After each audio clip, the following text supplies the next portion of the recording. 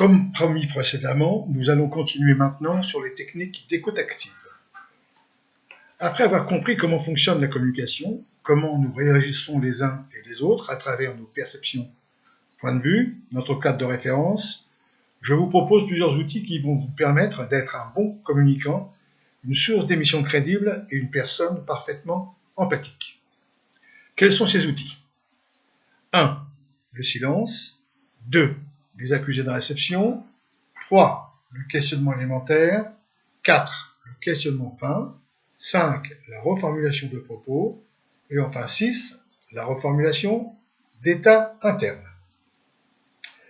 Le silence est quelque chose que vous avez pratiqué. Il suffit, dans une interaction, de faire parfois des petites pauses silence en restant en contact visuel pour que l'interlocuteur apporte d'autres informations ou des informations complémentaires. Attention tout de même de ne pas en faire trop de pauses silence, parce que même si dans le silence nous communiquons encore, ça peut être difficile à vivre par l'interlocuteur. Les accusés de réception également, vous savez faire. Il s'agit des hochements de tête, des des OK, des d'accord, qui démontrent que j'écoute la personne activement et non de manière passive. Je suis certain que ces deux éléments de l'écoute, vous les pratiquez déjà, mais certainement de manière inconsciente.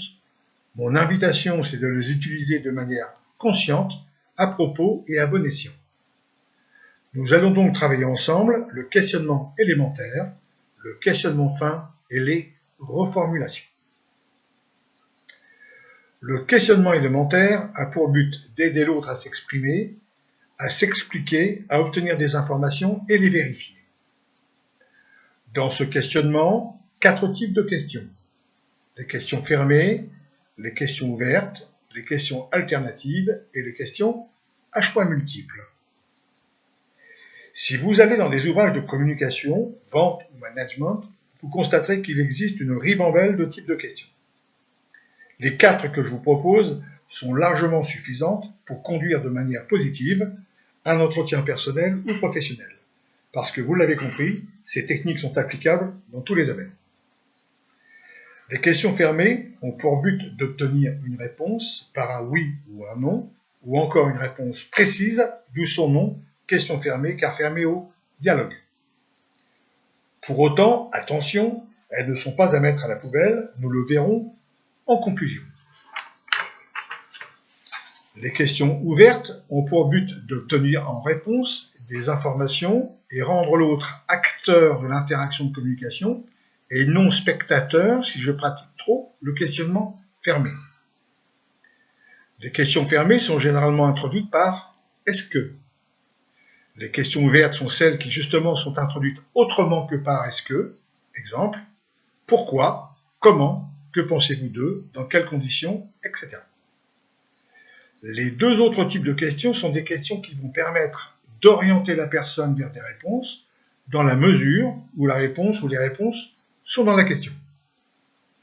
La question alternative, comme son nom l'indique, propose une alternative entre 2 ou.